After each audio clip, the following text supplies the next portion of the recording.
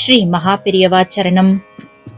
ஒரு சமயம் ஸ்ரீ மகாபெரியவாவ ஒருத்தர் நேர்காணல், அதாவது பேட்டி எடுத்துட்டு இருந்தார்.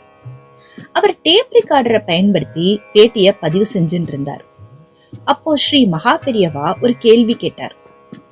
யாருக்காவது மிக பழமையான டேப் ரெக்கார்டர் எதுன்னு தெரியுமோன்னு கேட்டார். அப்போ ஸ்ரீ மகாபெரியவா இன்னொரு கேள்வி கேட்டார். விஷ்ணு சகஸ்ரநாமம் நமக்கு எப்படி வந்தது தெரியுமோன்னு கேட்டார். ஸ்ரீ மகாபெரியவா விளக்கம் சொன்னார். பிதாமகர் பீஷ்மர் கிருஷ்ணரை சகஸ்ரநாமம் சொல்லி ஸ்துதி பண்ணிட்டு இருக்கும் போது ஸ்ரீ கிருஷ்ணர் அப்புறம் வேதவியாசர் இவா எல்லாம் அவரையே பார்த்துட்டு இருந்தா. அவர் 1000 நமஸ்காரங்களை சொல்லி முடிச்சதும் எல்லாரும் கண்களை திறந்தாங்க. இப்போ யுதிஷ்டர் கேக்குறார், பிதாமகர் வாசுதேவரோட 1000 புகழ்பெற்ற நாமங்களை உச்சரிச்சார். நம்ம எல்லாரும் அதை கேட்டோம்.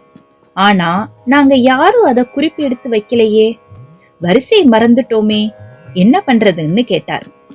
அப்போ ஸ்ரீ கிருஷ்ணர், பஞ்ச பாண்டவர்கள்ல சகாதேவனால மட்டுமே இது முடியும், அத வேதவியாசர் எழுதி கொடுப்பாருன்னு சொன்னார். சகாதேவன் தான் சுத்த ஸ்படிகத்தை போட்டு இருக்கார். பகவான் ஈஸ்வரன் கிட்ட பிரார்த்தனை செஞ்சு தியானம் செஞ்சா ஸ்படிகத்தை ஒலி அலைகளா மாத்தி வேதவியாசர் எழுதி வைக்கலாம்னு சொன்னார்.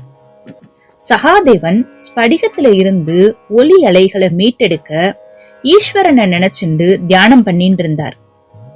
சகாதேவன் ஒலி அலைகளை மீட்டெடுத்து சொல்ல வேதவியாசர் அதை எழுதினார். ஸ்படிகத்தோட இயல்பு என்னன்னா, அது அமைதியான சூழல்ல ஒலிகளை உள்வாங்கும். இது ஸ்வேதாம்பர மற்றும் ஸ்படிகமா இருக்கிற மகேஸ்வரனை சரியான முறையில தியானம் பண்ணா அந்த ஒலி அலைகளை திரும்ப பெற முடியும்.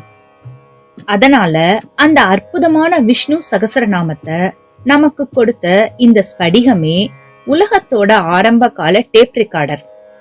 ஸ்ரீ மகாபெரியவா இத விளக்கி சொன்னதும் எல்லாரும் திகைச்சு போயிட்டா. ஸ்ரீ மகாபெரியவா சரணம்.